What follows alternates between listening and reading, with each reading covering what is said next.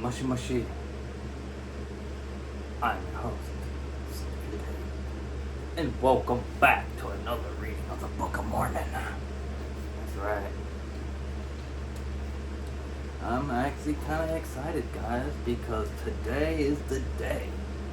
That's right, we're finally gonna finish this long-ass book, the Book of Alma. We're finally gonna finish it, guys.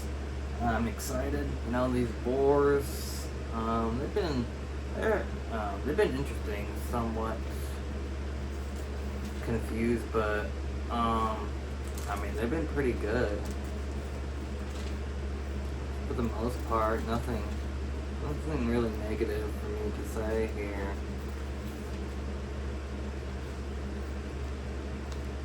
It's pretty crazy that the Lamanites kind of keep falling for the same old tricks, almost. Kind of. They're falling for it, but not really. But yeah, let's just continue on, finish this book here, so we can get to the next one. Sweet. Let's see, chapter 61.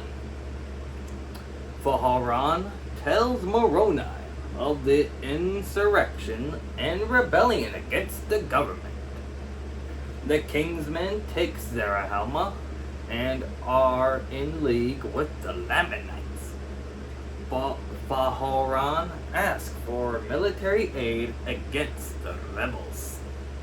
Ooh. Behold, now it came to pass that soon after Moroni had sent his epistle unto the chief governor, he received an epistle from Faharan, the chief governor, and these are the words which he received. I, Faharan, who am the chief governor of this land, do send these words unto Moroni, the chief captain over the army. Behold, I say unto you, Moroni, I do not joy in your great afflictions, yea, it grieves my soul. But behold, there are those who do joy in your afflictions, yea, insomuch that they have risen up in rebellion against me. And also those of my people who are freemen, yea, and those who have risen up are exceedingly numerous. It is those who have sought to take away the judgment seat from that have been the cause of this great iniquity. For they have used great flattery, and they have led away the hearts of many people, which will be the cause of sore affliction among us. They have withheld our provisions, and have daunted our freemen, that they have not come unto you. And behold, they have driven me out before them, and I have fled to the land of Gideon, with as many men as were possible that I could get. And now behold, I have sent a proclamation throughout this part of the land. And behold, they are flocking to us daily, to their arms in the defense of their country and their freedom, and to avenge our wrongs.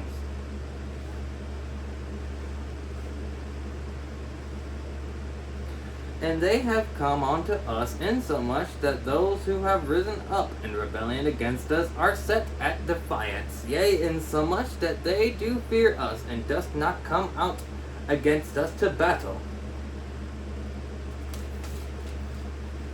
They have got possession of the land, or the city of Zarahemla. They have appointed a king over them, and he hath written unto the king of the Lamanites, in the which he hath joined in allegiance with him, and the which alliance he hath agreed to maintain the city of Zarahemla, which maintenance he supposeth will enable the Lamanites to conquer the remainder of the land. And he shall be placed king over this people when they shall be conquered under the Lamanites. And now in your epistle you have us censured me, but it mattereth not. I am not angry, but I do rejoice in the greatness of your heart. I, Faharan, do not seek for power, save only to retain my judgment seat, that I may preserve the rights and the liberty of my people, my soul standeth fast in that liberty in the which hath God made us free. And now behold, we will resist wickedness, even unto bloodshed. We will not shed the blood of the Lamanites if they would stay in their own lands. We will not shed the blood of our brethren if they would not rise up in rebellion and take the sword against us. We would subject ourselves to the yoke of bondage if it were requisite with the justice of God, or if he should command us to do so. But behold, he doth not command us that we shall subject ourselves to our enemies, but that we should put our trust in him, and he will deliver us. Therefore, my beloved brother Moroni, let us resist evil, and whatsoever evil we cannot resist with our words, yea, such as rebellions and dissensions, let us resist them with our swords, that we may retain our freedom, that we may rejoice in the great privilege of our church, in the cause of our Redeemer and our God. Therefore come unto me speedily with a few of your men, and leave the remainder in the charge of Lehi and Tenuchem. Give unto them power to conduct the war in that part of the land according to the Spirit of God, which is also the Spirit of freedom which is in them. Behold, I have sent a few provisions unto them, that they may not perish until ye can come unto me. Gather together whatsoever force ye can come upon your march hither, and we will go speedily against those dissenters in the strength of our God according to the faith which is in us. And we will take possession of the city of Zarahemla, that we may obtain more food to send forth unto Lehi and Tenuchem. Yea, we will go forth against them in the strength of the Lord, and we will put an end to this great iniquity. And now, Moroni, I do joy in the receiving of your epistle, for I was somewhat worried concerning what we should do, whether it should be just in us to go against our brethren. But ye have said, except they repent, the Lord hath commanded you that ye should go against them. See that ye strengthen Lehi and Tenuchem in the Lord. Tell them to fear not, for the Lord, for God will deliver them. Yea, and also all those who stand fast in the liberty wherewith God hath made them free. And now I close my epistle to my beloved brother Moroni.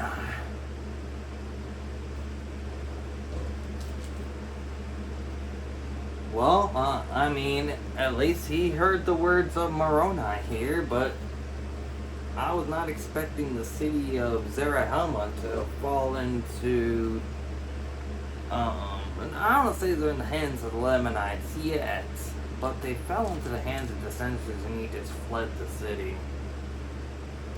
And like he's telling Moroni now, only after Moroni sent his epistle of basically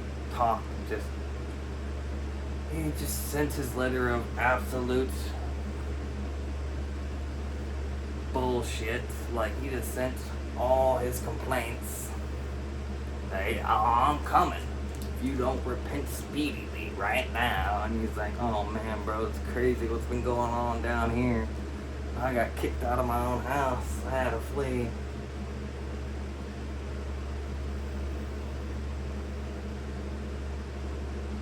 Had to flee from his own home, go to another city, because I guess some dissenters took over the city of Zarahemla. That was a bit of a twist for me. Not expecting this.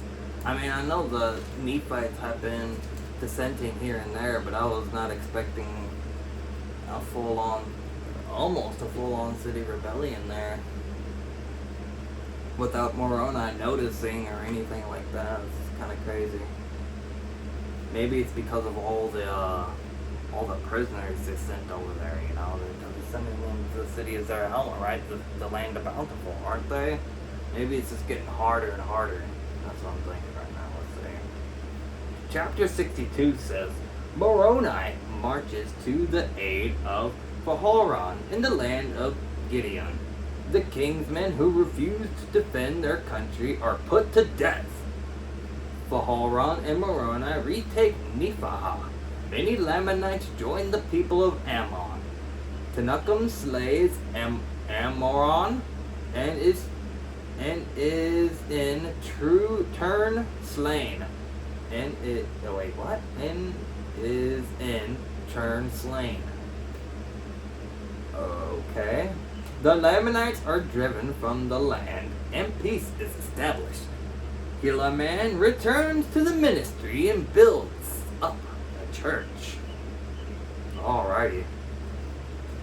And now it came to pass that when Moroni had received this epistle, his heart did take courage and was filled with exceedingly great joy because of the faithfulness of Pahalran, that he was not also a traitor to the freedom and cause of his country, but he did also mourn exceedingly because of the iniquity of those who had driven Pahalran from the judgment seat, yea, in fine, because of those who had rebelled against their country and also their God. And it came to pass that Moroni took a small number of men according to the desire of Pahalran, and gave Lehi and Tenuchem command over the remainder of his army, and took his march towards the land of Gideon. And he did raise the standard of liberty in whatsoever place he did enter, and gain whatsoever force he could in all his march towards the land of Gideon. And it came to pass that thousands did flock unto his standard, and did take up their swords in the defense of their freedom, that they might not come into bondage. And thus when Moroni had gathered together whatsoever men he could in all his march, he came to the land of Gideon, and united his forces with those of Pahalran. They became an exceedingly strong, even stronger than the men of Pacharas, who was the king of those dissenters who had driven the freemen out of the land of Zarahemla, and had taken possession of the land. And it came to pass that Moroni and Pahalran went down with their armies into the land of Zarahemla, and went forth against the city, and did meet the men of Pacharas. Am I saying that? I'm saying his name wrong. Oh my God. Let's see. Pachas. There we go. That's way easier to say than what I was trying to say. And did meet the man of Pachas, insomuch that they did come to battle. And behold, Pachas was slain, and his men were taken prisoners, and Pahalran was restored to his judgment seat. Well, that was the quickest rebellion shut down ever. And the men of Pachas received their trials according to the law, and also those kingsmen who had been taken and cast into prison, and they were executed according to the law.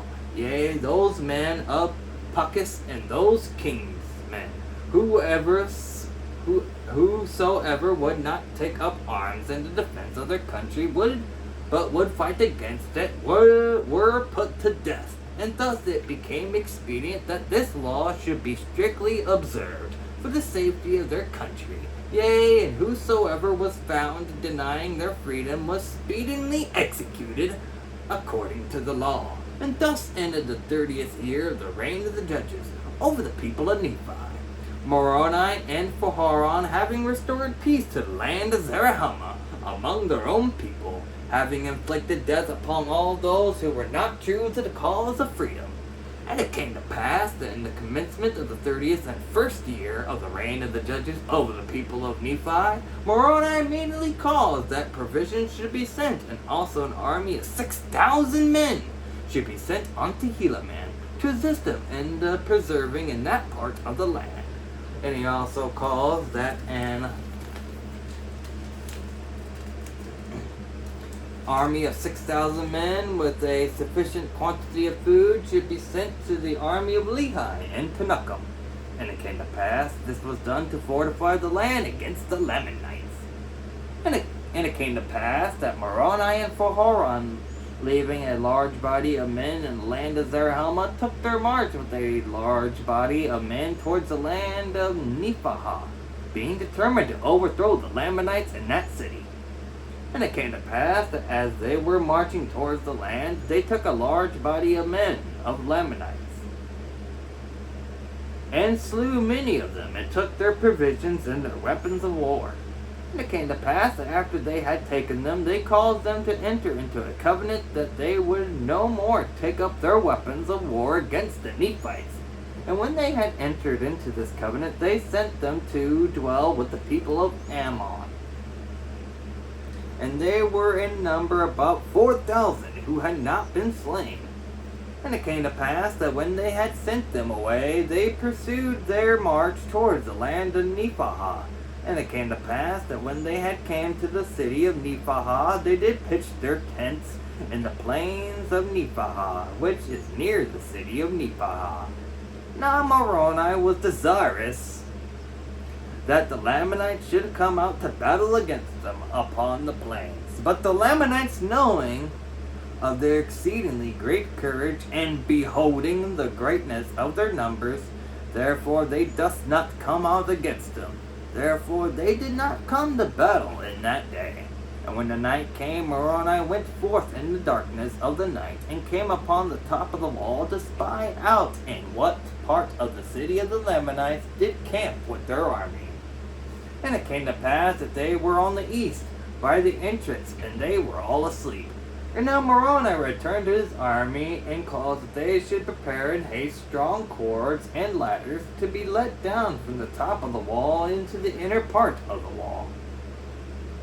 And it came to pass that Moroni caused that his men should march forth and come upon the top of the wall, and let themselves down into that part of the city, yea, even on the west, where the Lamanites did not camp with their armies. And it came to pass that they were all let down into the city by night, by the means of their strong cords and their ladders. Thus when the morning came, they were all within the walls of the city. And now when the Lamanites awoke and saw that the armies of Moroni were within the walls, they were affrighted exceedingly. Afraid. Yeah, I bet they shit their pants. They just woke up with like SEAL Team 6. It's like, oh shit. Oh, okay.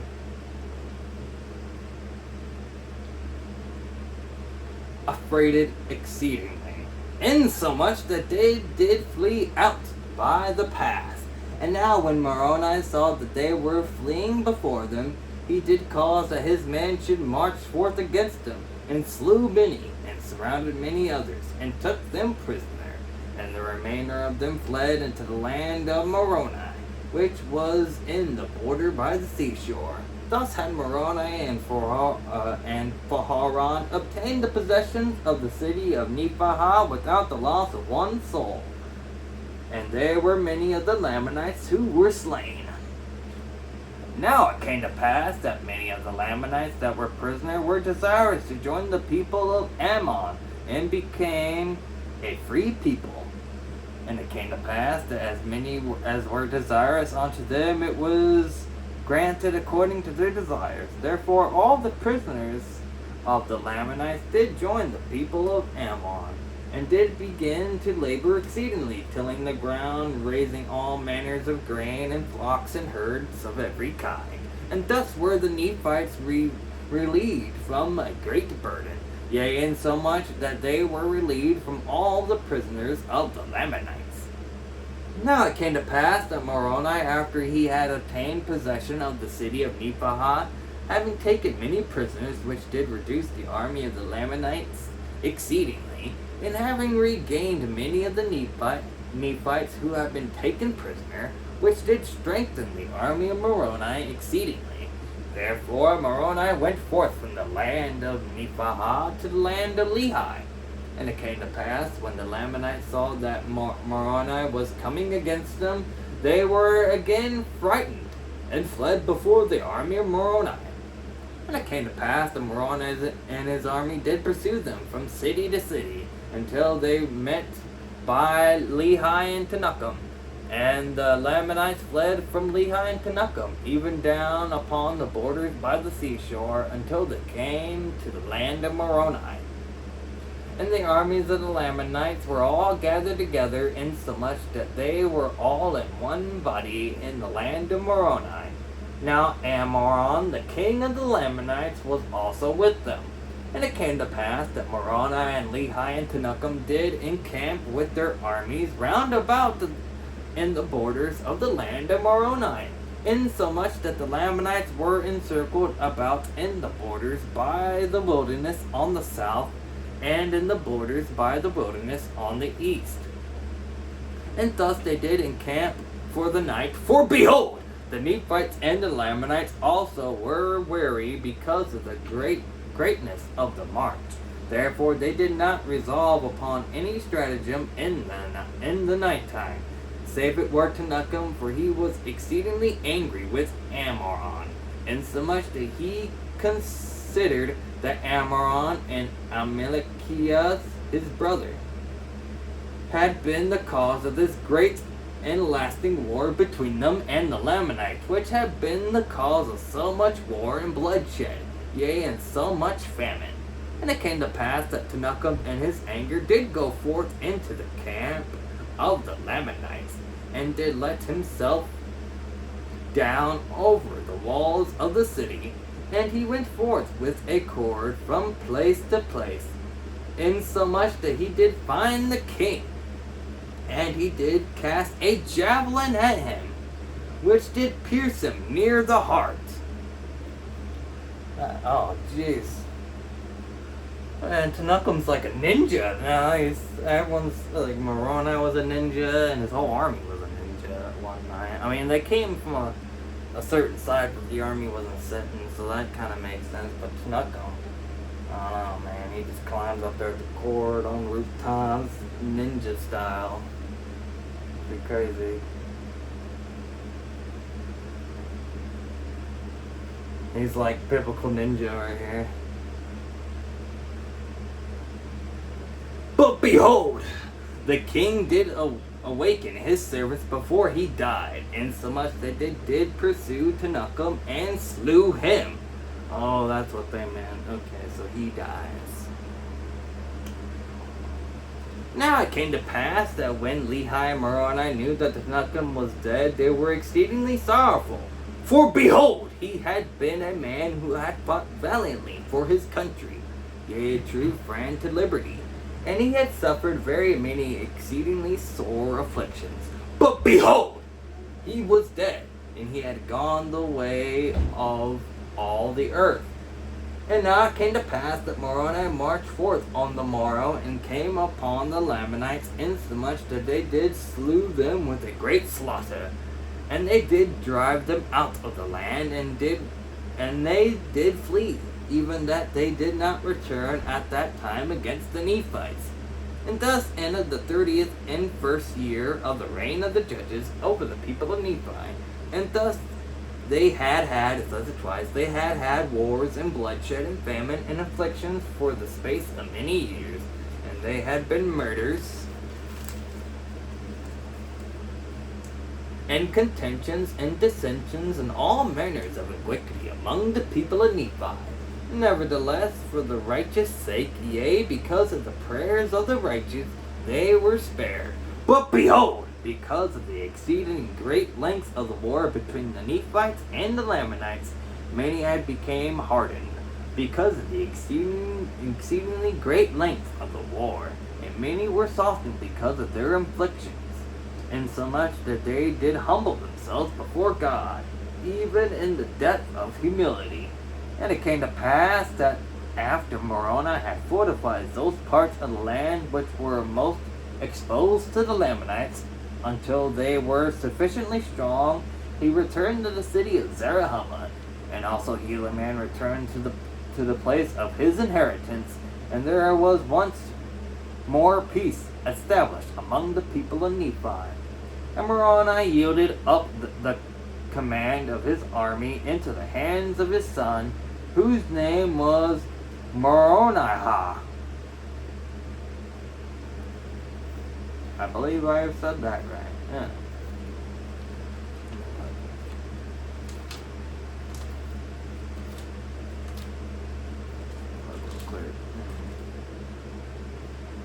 Moro, Moroniha. Moroniha. Yeah, I'm just gonna say. Yeah, I'm just gonna go with what I said.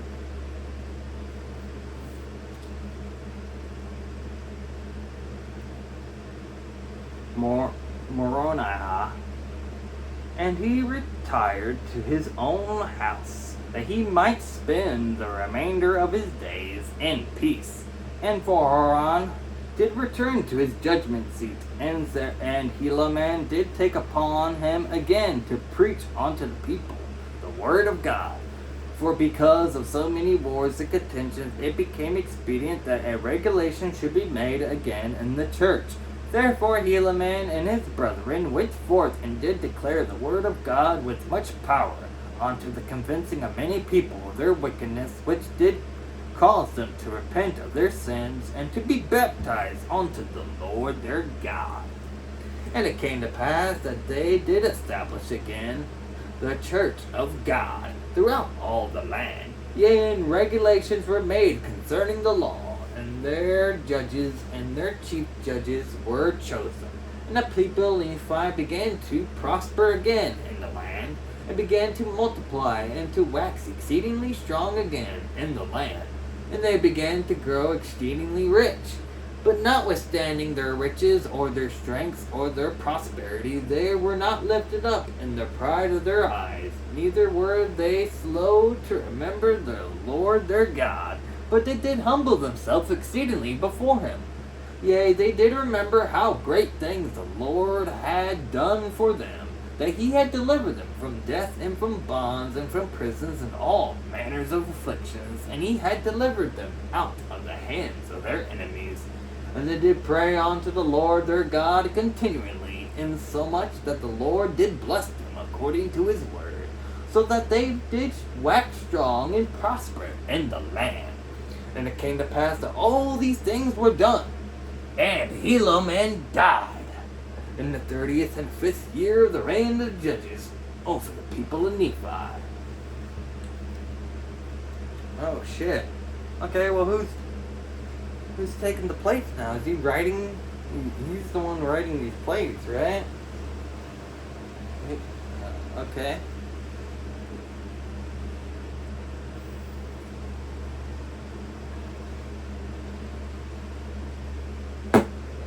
Let's see what the last chapter says. That was a long chapter. It had like 52 verses on it.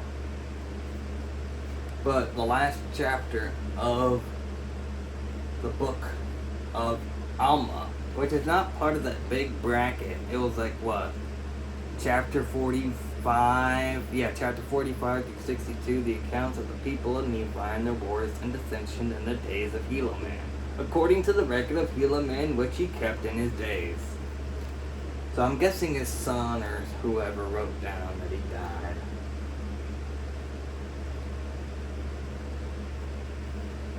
Chapter 63. Shiblon and later Helaman take possession of the sacred records. Helaman just died? What do you mean? Many Nephites travel to the land northward. Hagoth builds ships which sail forth in the West Sea. Moroniha defeats the Lamanites in battle. Alright. And it came to pass in the commencement of the 30th and 6th year of the reign of the judges over the people of Nephi, that Shiblon took possession of those sacred things which had been delivered unto Helaman by Alma. And he was a just man, and he did walk uprightly before God, and he did observe to do good continually, to keep the commandments of the Lord his God, and also did his brother. And it came to pass that Moroni died also. Oh, not Moroni. He was like he was a good captain. He didn't deserve to die.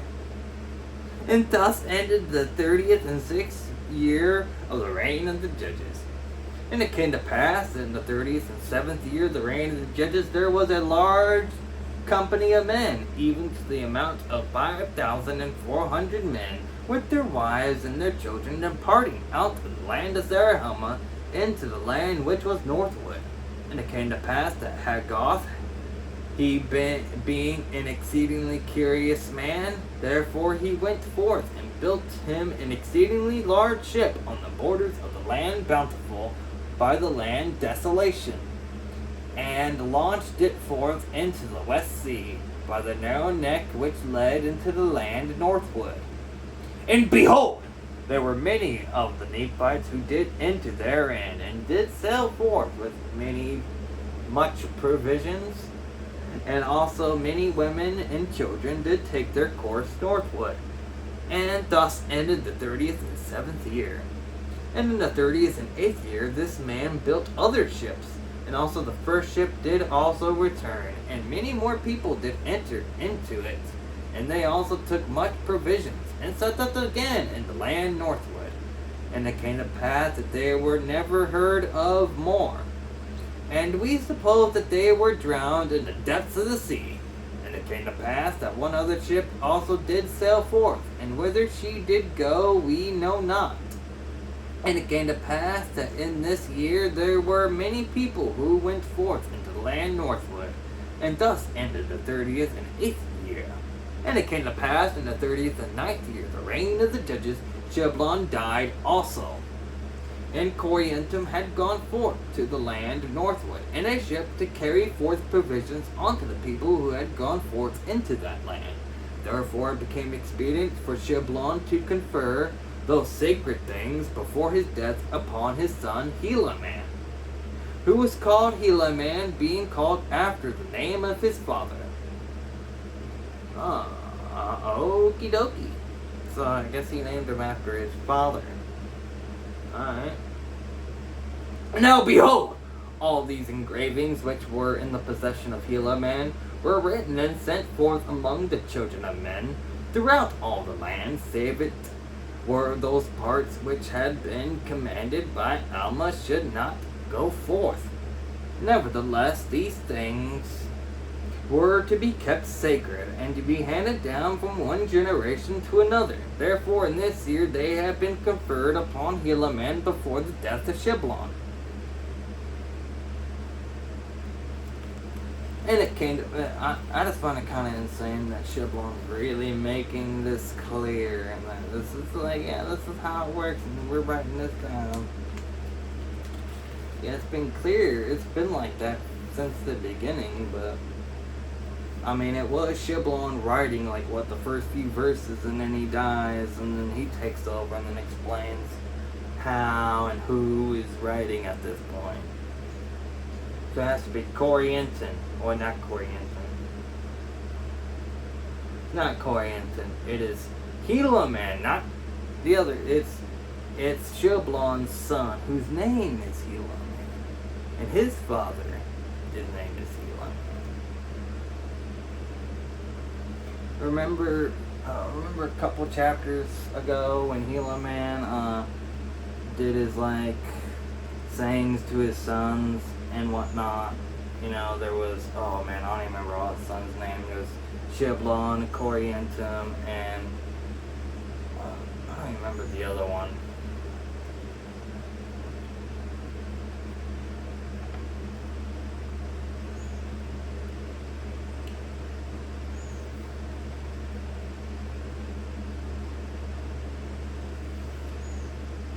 Anyway, verse 12. Now behold, all these engravings which were in the possessions of Helaman were written and sent forth among the children of men throughout all the land, save it were those parts which had been commanded by Alma should not go forth. Nevertheless, these things were to be kept sacred and handed down from one generation to another. Therefore, in this year they had been conferred upon Helaman before the death of Sheblon. Oh yeah, I just read those. Oh, my bad. And it came to pass also in this year they were some dissenters, oh joy, who had gone forth unto the Lamanites, and they were stirred up again to anger against the Nephites. And also in the same year they came down with a numerous army to war against the people of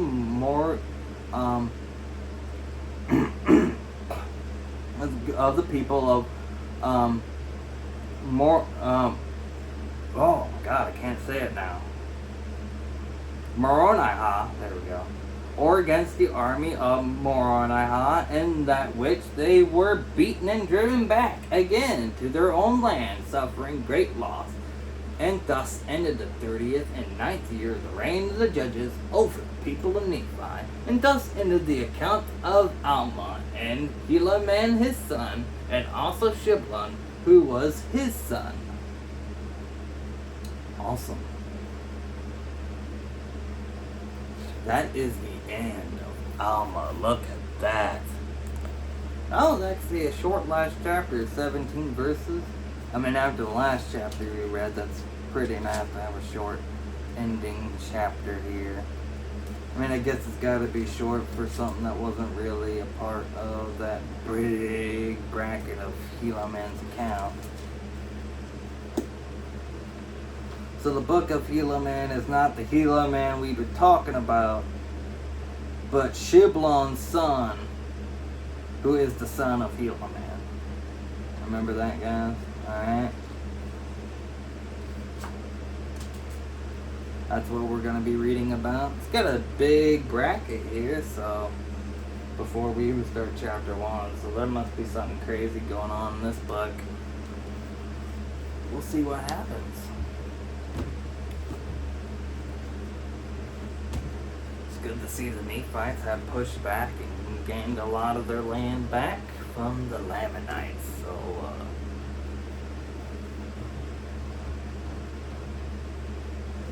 I find that to be interesting. We'll just have to see how long the Nephites can continue to keep this going until their utter defeat. I hope to see you all in the next episode. This is Spiffy Tate signing off. Bye bye. Catch you later, people.